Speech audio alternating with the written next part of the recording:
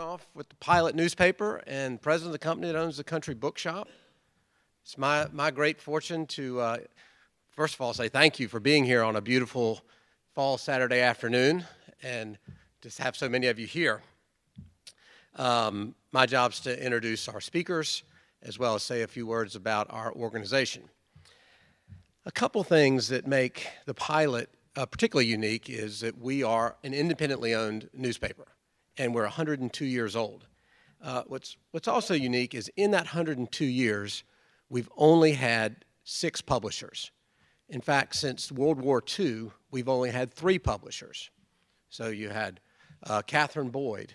She was publisher, one of the first female newspaper executives in the country, was publisher for 24 years. She sold it to Sam Reagan, who then was publisher for 28 years, and then Sam sold it to me and my partners, hard to believe, 27 years ago. Most newspapers have had 3 publishers in a year, much less 3 in 79. So that's somewhat unique. But we think all of that leadership stability helps create a more compelling and dynamic paper, as well as a more sustainable one. The other characteristic of the Pilot that I think makes us unique is our core purpose. And we believe that the Pilot exists to serve this community. Unfortunately, most newspapers today and most media companies today believe that the community exists to serve the newspaper, not the other way around. And we just couldn't disagree with that more. So we think, and we know there are many people in this room who would disagree with some of our editorial positions. That's okay. We love it when you do. We think if 2 people agree on everything, then one of you is irrelevant. But what we would also say is that nobody can argue with our devotion to the community. And we think if every community conversation begins with what's best for the community, then whether the 2 people agree, they've started at a pretty high point and a far more better decision is reached. And that's what we try to do with the Pilot. And when we don't do that, Mr. Bedow here was pretty quick to call me up and let me know that we didn't. In industry parlance, the Pilot is what's called a community newspaper. And that means that we only publish in print 2 days a week. And that our news is almost exclusively local. As much as we admire Ambassador Haley and what she's done as governor of South Carolina and what she did as our ambassador to the United Nations, we have never seen fit to have her grace the pages of the Pilot. And that's not because we didn't like her, it's because her activities were not local. And fortunately for y'all, that all changes today.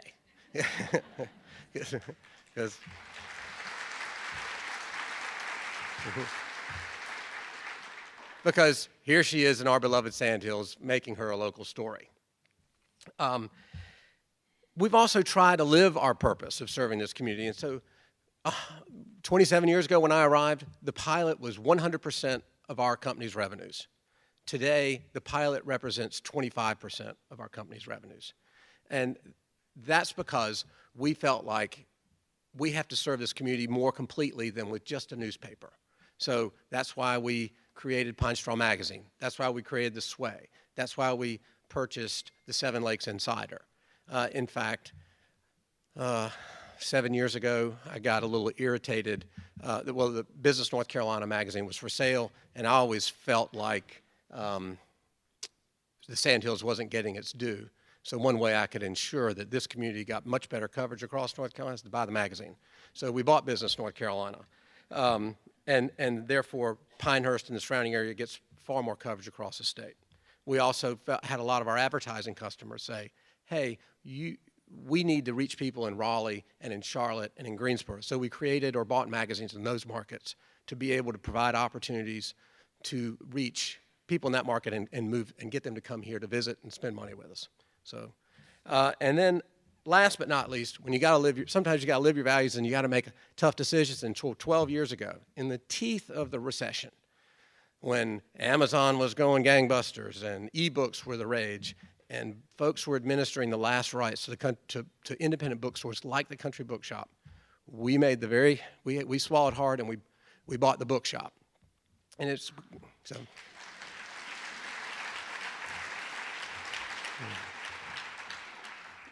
Thank you.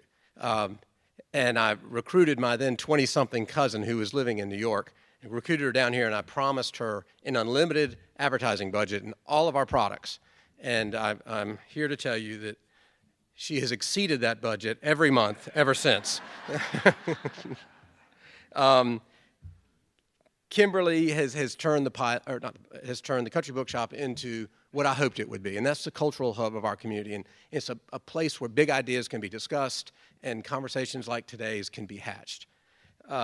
Kimberly moved here, as I said, 12 years ago when we acquired the bookstore. And since then, she's brought hundreds of best-selling authors: James Patterson, Amar Tolles, Nicholas Sparks has been here twice, Scott Pelley, Taylor Jenkins Reid, National Book Award winner Jason Mott. I think every year we average about 13 or 14 New York Times bestsellers who come to our community. Not many communities our size can say that.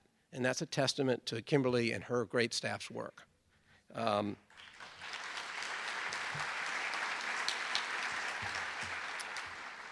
And if that weren't enough, Kimberly and Angie Talley's around here somewhere, but Angie has started a nonprofit that runs through the bookstore. They have given away, donated 15,000 books to school children all over Moore County and the surrounding counties by bringing children's authors into the schools and helping those kids learn to read and turning them on to the power of books. Yep.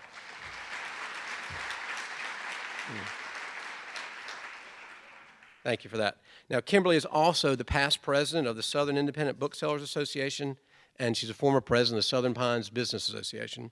She currently serves on the Board of Trustees at Chatham Hall, which is an all-girls prep school in Virginia, and she's also our community's representative on the North Carolina Museum of Art.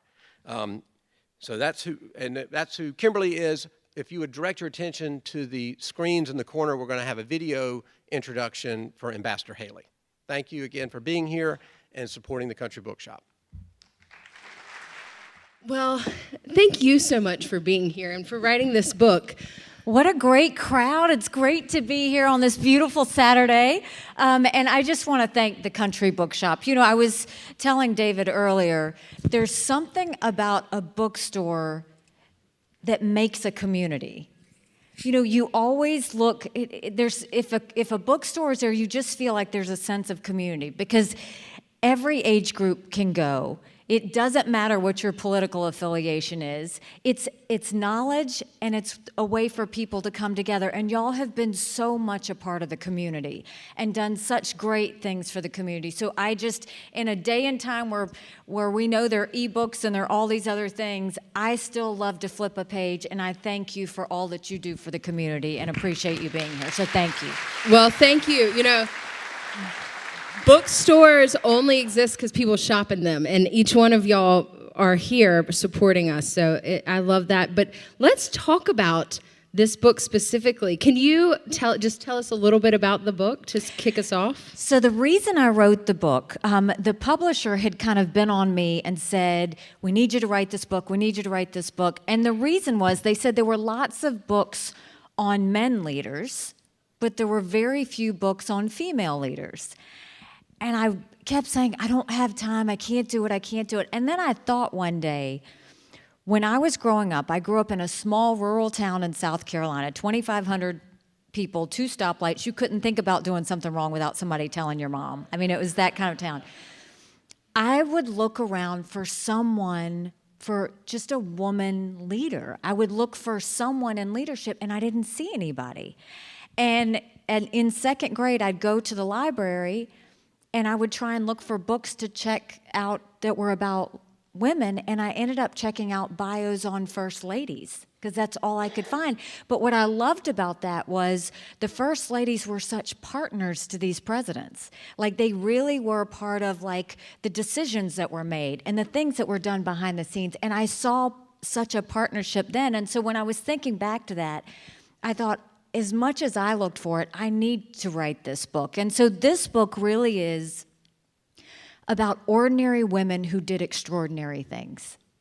And the idea that through different virtues, they worked hard and they proved that they deserved to be in the room. And for any parents out there, I mean, for your daughters and your granddaughters, what we know is strong girls become strong women, and strong women become strong leaders. And so I've told everybody, if you have daughters or granddaughters, get this for them and let them know there's a place for them.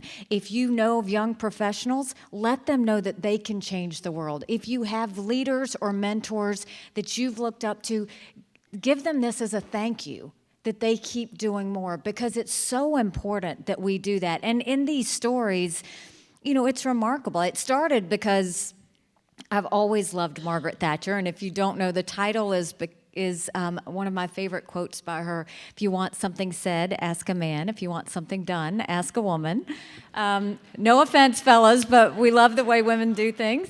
And so that's where the title of the book was, but I loved Margaret Thatcher, and what I loved was not only did she believe in Britain, but she believed in herself. And so when it came time to really make those hard decisions, and the rest of the public didn't want her to do it, she didn't let that deter her, and she erased 40 years of socialism in 10 years just by refusing to back down. Or you've got someone like Golda Meir, who was one of the founders of Israel, and she was such a problem solver. There was nothing that came up that she didn't solve herself. And after what she saw with the Holocaust, she said, I don't ever want the Jewish people dependent on anyone or anything. And so she went so far as to help create a country, but also, even in the war, she raised whatever money was necessary for the military equipment, for what they needed to defend themselves. And so it's stories like that that go on and on that I just, I wish I could have written, enough about many, many more, but these women are inspiring. They really are, and you have women from history and modern women, and I love the structure of the book. You have a few pages of an intro about your life and tidbits from your experiences and how these women have inspired you in some of these tough moments. But I want to ask you specifically about the last woman you profile in the book, Amelia Earhart. And if you've heard the airplanes going over, we're right next to an airport where she once stopped, but she was only here for 30 minutes, and we still, as a community, talk about the time Amelia Earhart came decades ago. We do. And she literally was here for a gas fueling trip. But I'm wondering if you could talk, you highlight that spirit of limitlessness that she really embodied for all of us, which is why we all still talk about her stopping here for 2 seconds. Well, the thing about Amelia Earhart is everybody, when you mention her, everybody talks about her disappearance. But she was so much more than that. She was one of the first female pilots, and, she got these accolades for being the first female pilot, to fly a mission, and she was so upset because the men were the ones flying, and she said she was just sitting there. And she said, I don't want to get credit for being baggage. But yet it made her really famous, and so she wanted to actually do it. And so what she saw were other female pilots weren't able to really get out there and do either. So she started an organization called the 99s, and it was all the female pilots who said, let us fly and let us fly ourselves, because they said a woman couldn't fly unless she had a man next to her. And so through that, she did all that, but what I loved was she was so supportive of other women. She loved to see women do well, and I've always been like that. It doesn't matter who or whether I know them or not know them. I love to see men do well too, by the way. But I always love seeing women do well, and I'll write notes. I wrote a note to the head of the New York Stock Exchange when she got the position. I wrote the head of Citi when it was the first female CEO there.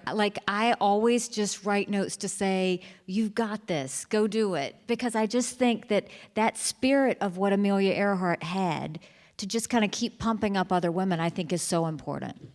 That was literally my next question, was to ask what you say in these letters, because I love when you mention that in the book, you talk about some people saying, why are you doing this? Because some of these people are not Republican, and you're like, no, it is about women. What specifically do you say? Or, When they're going in and they're taking on a task, you just want to remind them that they didn't just get there by accident, they earned it.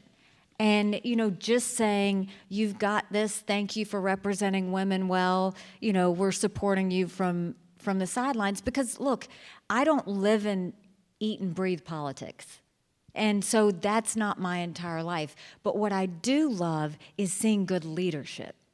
And so I will always kind of push a leader to do better, to do more, to try and see the best in themselves, because that helps all of us. And, there's a time and place for the politics and all of that, but at the end of the day, we want to see people be successful. And that's why I write those notes. It's just to let them know that I'm watching and cheering them on from the sidelines.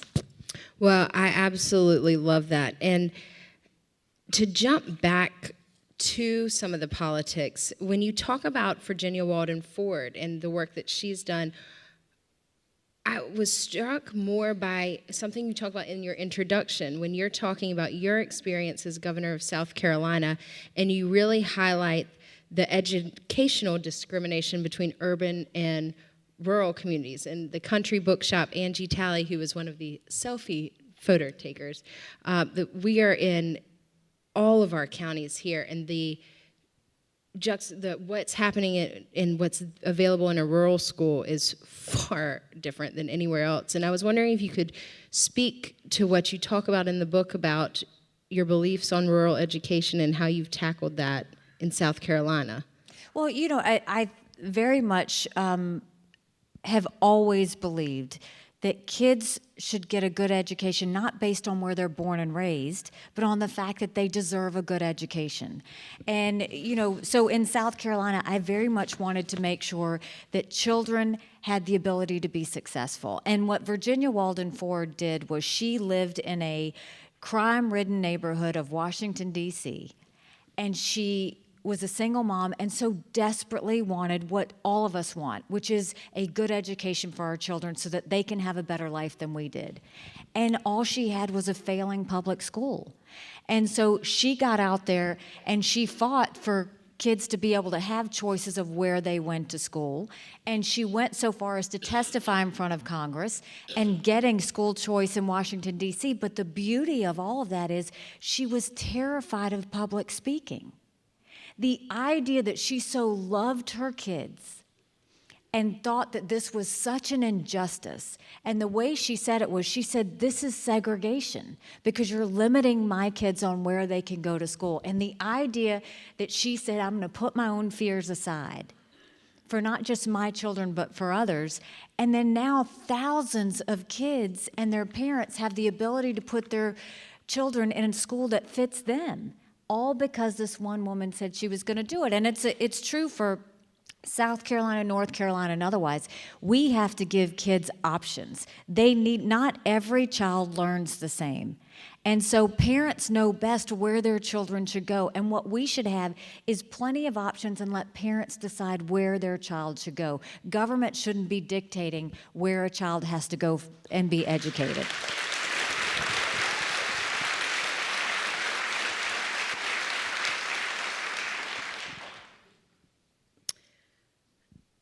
When you were governor of South Carolina, your work after the shooting and taking down the Confederate flag was amazing, and I am very curious what it was like to unite lawmakers of both parties in South Carolina during that time to do something so historic and something that represents the whole South. You are very much on a national stage, and I think in your first book you talk about the difference between the South and understanding the South and the national stage. And I'm curious specifically about your experience taking down the flag, and then also, if you want to talk to it, this discrepancy between the South and the rest of the country.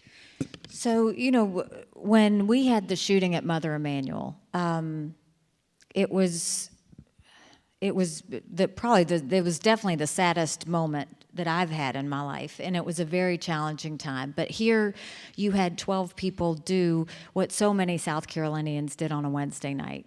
They went to Bible study. But the difference was that someone else showed up. And he didn't look like them, he didn't act like them, he didn't sound like them. But they didn't call the cops, they didn't throw him out. Instead, they pulled up a chair and prayed with him for an hour. And when they bowed their heads in that last prayer, he began to shoot.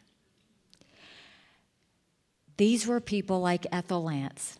She had lost her daughter to breast cancer 2 years prior. So she would go around Mother Emanuel singing, "One day at a time, sweet Jesus, that's all I ask of you. Give me the strength to do every day what I have to do." Our youngest victim, Tywanza Sanders, he had just graduated college, had the world in front of him. And on that night, he stood in front of his 87-year-old great Aunt Susie and looked at the killer and said, "You don't have to do this. We mean no harm to you." Or it was people like Cynthia Hurd, whose life motto was just to be kinder than necessary. That's who these people were. And they loved, they weren't famous, but they loved their family, they loved their church, they loved their community. And when this happened, South Carolina fell to her knees. I mean, we were broken. Now, the dangerous part of this was on the heels of Ferguson. We were watching cities burn up all over the country. And the national media immediately came in like nothing I'd ever seen. And they wanted to just make this about race. They wanted to make it about guns. They wanted to make it about the death penalty. And I very much strong-armed them and said, there will be a time and place we have those conversations, but we are not doing it now. We have 9 people we have to bury, and we need to give the respect to their families. Well, I didn't have that luxury because 2 days later, the killer came out with his manifesto holding the Confederate flag. And then just everything, it was just out of control. And I was just trying to protect the state as best I could. And so it was at that point that I called for the Confederate flag to come down. And it took 2/3 vote from the House and Senate. Now, to understand the dynamics, and y'all have probably felt it here in North Carolina, is half of South Carolina saw the Confederate flag as heritage and service. The other half of South Carolina saw it as slavery and hate. My job wasn't to judge either side. My job was to get them to see a better way and to get them to understand that South Carolina could overcome this. So, the Senate quickly passed it because one of the people who fell at Mother Emanuel was the pastor, and the pastor was a senator. So their brother had died, and so they quickly passed it through the Senate. When we got to the House, we hit a roadblock. And the Speaker of the House came to me and he said, I just don't know that we can get the flag down. And I said, you got to go get the flag down. This has to happen. Go do it. He comes back and he says, okay, we can get the flag down, but they want to put up a different one. And it was another one that was Confederate-based. And I said, no, we're not going to put up another flag. He goes back a few days later. He comes back. He says, I've got it. They agreed to bring the flag down. I said, no more flags? No more flags. He said, there's just one thing. He said they just want to leave the flagpole up. Now, I had served in the legislature for 6 years. I knew exactly how they thought. And I said, and I knew what would happen if we did that. And I said, no, I want the flagpole to come down. He said, Governor, this is a win. He said, you could take a win. And I said, no, because as soon as the national press goes away, you're going to put another flag up there. And he said, well, I can't do anything. And I said, I want to talk to them. It's a Republican House, a Republican Senate. So I went to the Republican caucus. And I said, I want to tell you a story. I said, and you have to understand, I grew up in a rural town. We were the only Indian family in that small rural town. We weren't white enough to be white. We weren't black enough to be black. My father wore a turban, still does to this day. My mother wore a sari. They didn't know who we were, what we were, or why we were there. When he would go to Columbia, which was the big city, sometimes he would let me ride with him. And he loved to go by produce stands. He loved to buy produce directly from farmers. And one day he stopped by a produce stand, and he was getting his fruits and vegetables. And all of a sudden, I saw the owners at the front pick up the phone, and they looked concerned. And then the next thing we knew, 2 patrol cars came up. And they stood at the register with the owners. And my dad just kept getting his things, and then he went to the register, and he paid them, and he thanked them. And we got in the car, and my dad didn't say a word going home. He was hoping I didn't notice what just happened, but I knew exactly what had happened. And I told the caucus that story, and I said, you know, as governor, every time I have to ride to the airport, I pass that produce stand. And every time I pass that produce stand, I feel pain. And I said, I don't want a child to drive past this state house and see that flag and know what happened and feel pain. Take the flag and the flagpole down. 1 a.m. that night, they voted to bring down the flag and the flagpole. And I will tell you, it was South Carolina's finest moment, because we didn't have riots. We had vigils. We didn't have protests. We had hugs. And the people of South Carolina showed what true strength and grace looked like in that moment.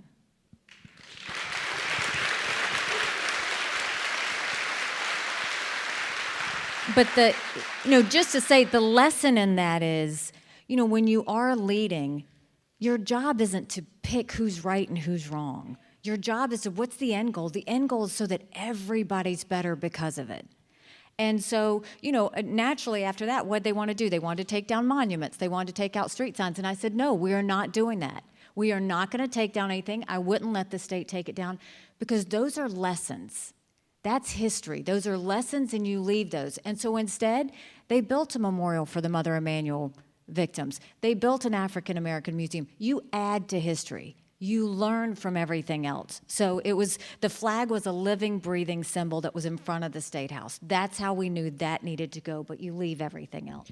So when you talk in the book about Nadia Murad's story and so many painful stories at the UN, I wanted to ask you that you encountered the UN and you were on the front lines. You visited refugees.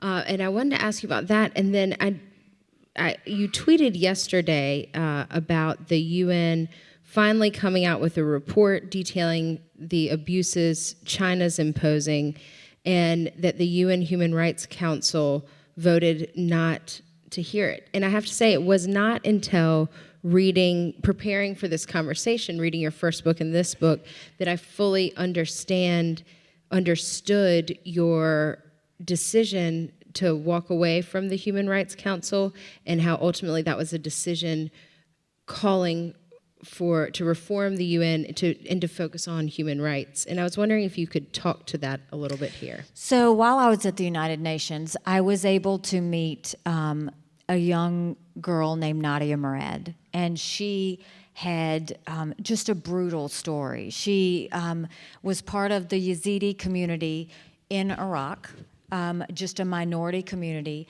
and ISIS came in and wanted to eliminate that community, and basically killed her family, took her as a sex slave along with the other girls.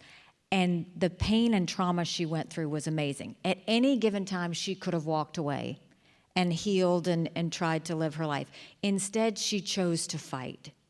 She was able to escape, and she wasn't okay with escaping. She wanted to hold ISIS accountable. She came and testified in front of the Security Council and wanted us to be able to require countries to have to give the evidence of what they knew. And we did that. And now all of those ISIS terrorists are being held accountable and imprisoned for what they did to the Yazidi people. Then you go and you look at Cindy Warmbier. She was someone else I met. Many of you know Otto Warmbier was the handsome, salutatorian, popular kid that went to UVA, went on a study abroad, ended up in North Korea, and was imprisoned. And it's the story of Cindy Warmbier and how when she finally got her son back, he was unrecognizable. It's a brutal chapter, but the strength I saw from Cindy and the friendship that we have, every parent needs to think, wow, if she could do that. And now she's gone to hold North Korea accountable. They have won a lawsuit against it. She makes sure that North Korea is called out for human rights everywhere, and she's a great hero. You know, with the human rights issue, we should fight for people because everybody deserves a good quality of life. Everybody deserves dignity. And when you're at the United Nations, you see so many countries that don't. And, you know, you had this report that came out from the United Nations that basically said what China was doing was committing genocide. They are trying to eliminate an entire population of Muslim Uyghurs, 1 million Muslim Uyghurs, making them change their name, change their religion, forced labor, sexual abuse, forced sterilizations. I mean, it's horrific. And the UN Human Rights Council goes and takes a vote and decides not to discuss the report. That's why it's a farce. That's why I got out of it. Because when you've got countries on it like China and Venezuela and the Democratic Republic of Congo, like you're not going to go and do that. And so I think that human rights is something we should always fight for. And I think that's why I fought back on the Human Rights Council is don't pretend to be something you're not. And we call them out for the farce that they are. Jean Kirkpatrick is a woman you highlight in her book, and as the first female representative, American representative to the United Nations, I can see why she's in there, but it was such a pleasure to read about her in the book, specifically because of her party affiliation. And I would love for you to and there's so many parallels, obviously, between the two of you, but what I find interesting is not necessarily what she ultimately did with her party affiliation, but also that the Reagan administration put someone of a different party affiliation in leadership on his team. And I'm wondering if you could chat about her and some of the things you reveal about her in the book. So Jean Kirkpatrick was the first female U.S. UN ambassador, and she was just, I mean, amazing, just amazing on every level. She came in, Ronald Reagan appointed her. She was a Democrat. She was an academic.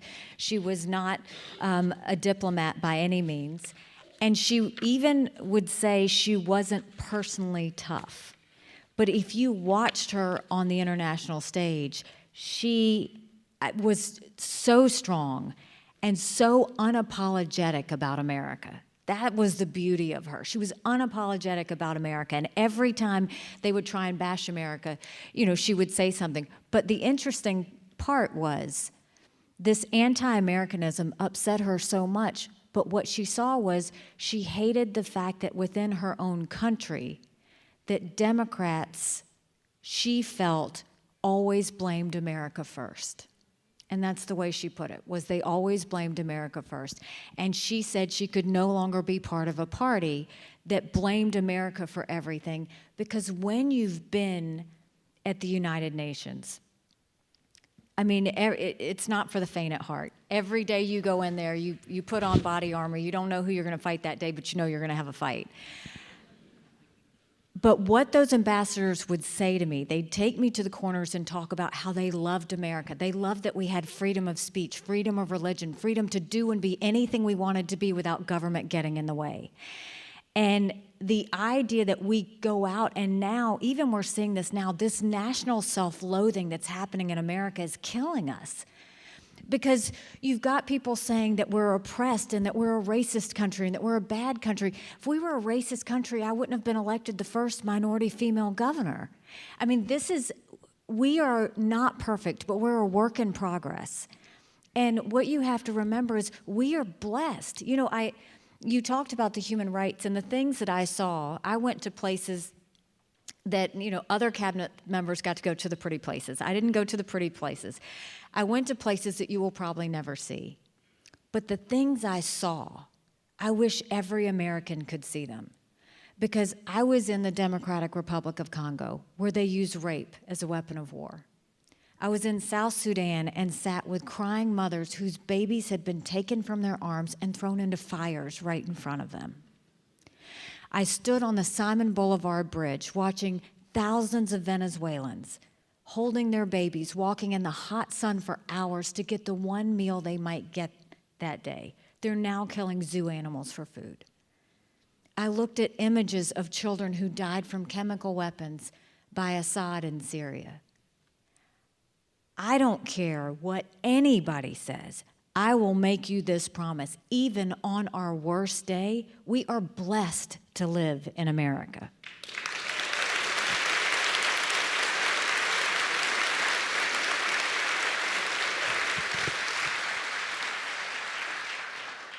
Margaret Thatcher, so that spirit that you're talking about, that we're all applauding for right now, is something that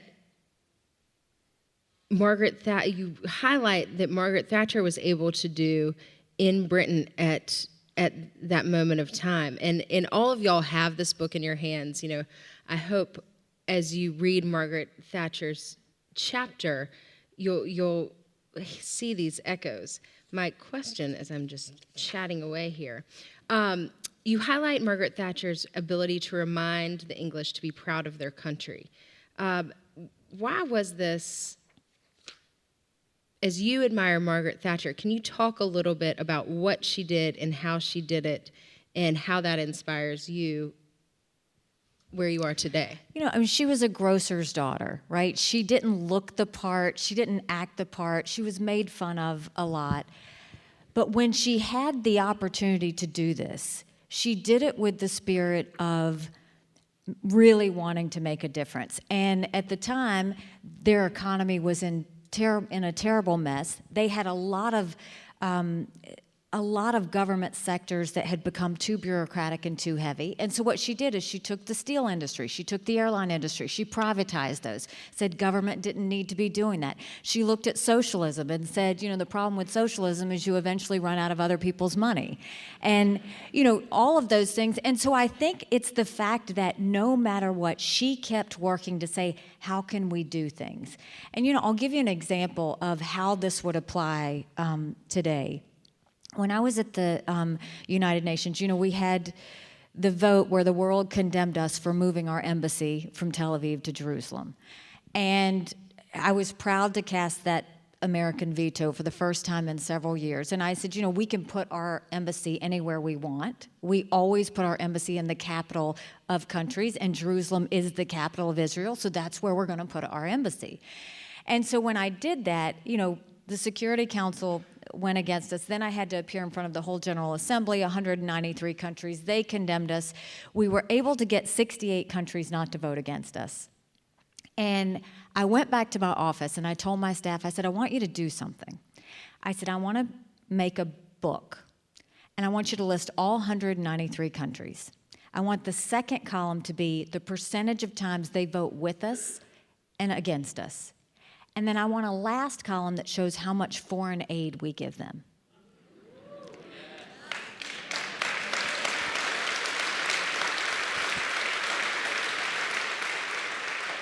I took that book and I gave it to President Trump, and he lost his mind. He lost his mind. He was turning pages, yelling, going, "We're doing what?"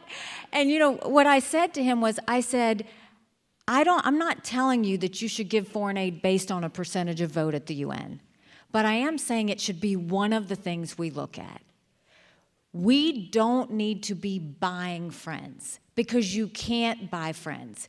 They're not going to, as much as they tried to stab us in the back at the UN, they were so quick to have their hand out after. Instead, we need to be strategic. We were giving $1 billion in military aid to Pakistan that were harboring terrorists trying to kill our American soldiers. We stopped giving that $1 billion to Pakistan.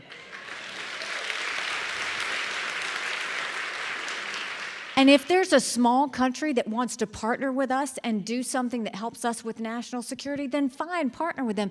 But quit giving money to countries that say death to America. And so Margaret Thatcher very much understood that, look, you've got to go create the story to tell people and sell why this is so important. Because it's easy to think, oh, if we give them money, they'll like us and they'll vote with us. It doesn't work like that.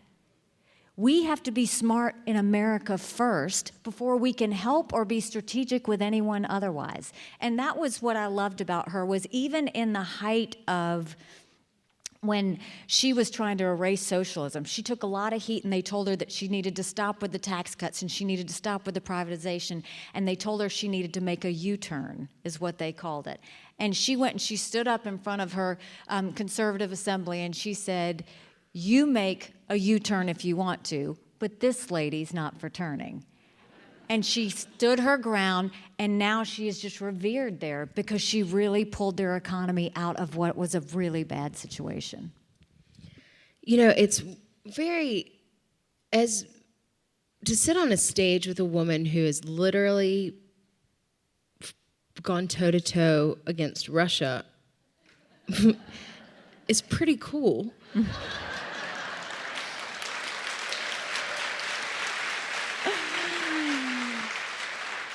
And I wanted to ask you, after that's been your job, after to fight North Korea, to fight Russia, to defend our allies, in your hype video that we all saw, you know, you hinted at things. What's next? What's coming?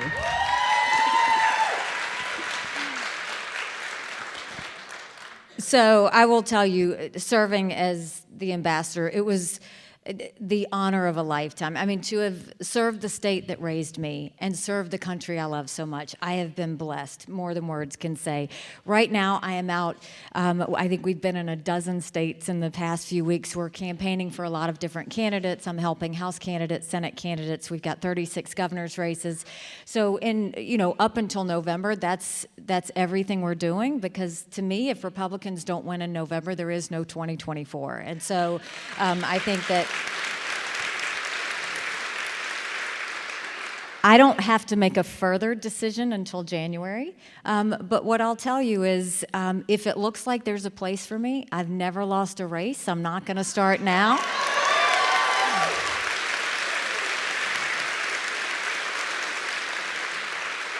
I'll put 1,000% in and finish it. And if there's not a place for me, I have fought for this country as long as I can think, and I will do it until my last breath. God bless you. Thank you.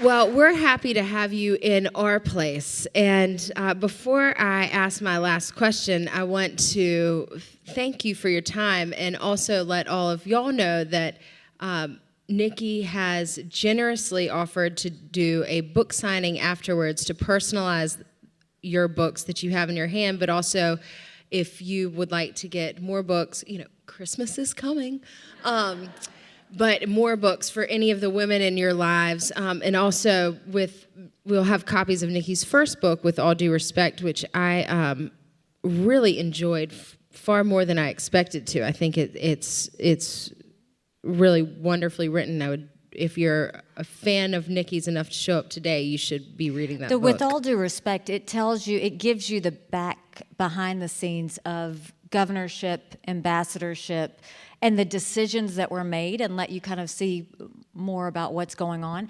And this is a great book to motivate and inspire women and young girls to say, you know what, we need you. And these women could do it, and so can you.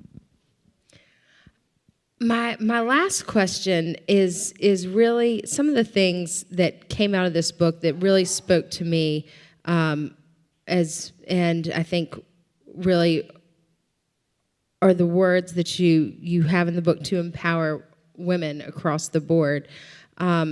Is where you talk about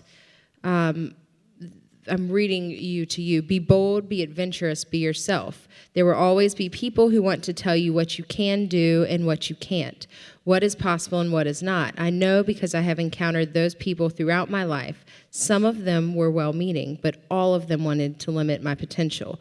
And you go on to cheer everybody on. But I was wondering if you could speak specifically to that quote and kind of conclude with truly the mission of this book and of empowering women leaders in general. Well, to me, I think feminism is working hard and proving you deserve to be in the room. We are not victims. Women are not victims. Women are problem solvers. We don't need to be treated differently. We don't need to be tiptoed around. We don't need quotas. We don't need you feeling sorry for us. You just put us in the room and we will shine. And that's what I want everybody to know, is that when women work, women win. And it's no offense to the fellas, but we balance really well. We prioritize really well. We know what we need to do to get it done, and we're perfectionists about showing results at the end of it. And I think that's the big part of it. And I'll just end it with a story. Somebody said, well, how did you learn this? And we've all learned this, men and women. You go through life, and there are challenges in your life that make you better. And I was right out of Clemson. Go Tigers. I love my Clemson Tiger Cup. Let's put that in front. So I was right out of Clemson, and I graduated in accounting. I'm an accountant. And was an accounting supervisor for a company and 6 of their subsidiaries. And I was the only female executive. And one day that we were having a meeting, and the CEO was running late. And so I was sitting at the board table with the other men, and the CEO came running in and said, I'm sorry I'm late. And the CFO looked over at me and he said, Nikki, why don't you go get Paul a cup of coffee? And I remember knowing at that time that how I handled that, I didn't know how I was going to handle it, but I knew how I handled that would define how they treated me going forward. And so I said, absolutely. And I leaned over to the phone, and I called my secretary, and I said, Kim, will you please bring Paul a cup of coffee?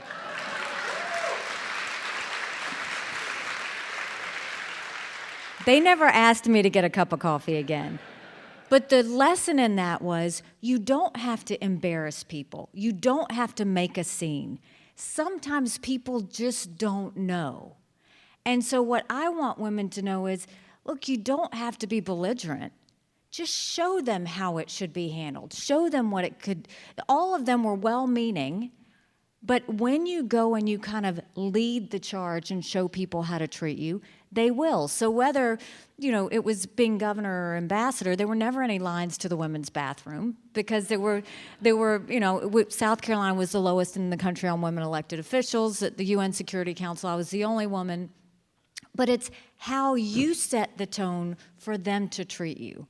Don't whine and complain about it. Just set the tone and let them know. And when you do that, they actually feel more comfortable and they will respect you. And so what I hope women will remember is, be strong, be courageous, do your thing, and shine. And remember that whatever you do, be great at it, and make sure that people remember you for it. Because that's the way of holding the ladder down, is being great. Then others know that they can look to you and follow. Thank you for being here today. Thank you very much. God bless you.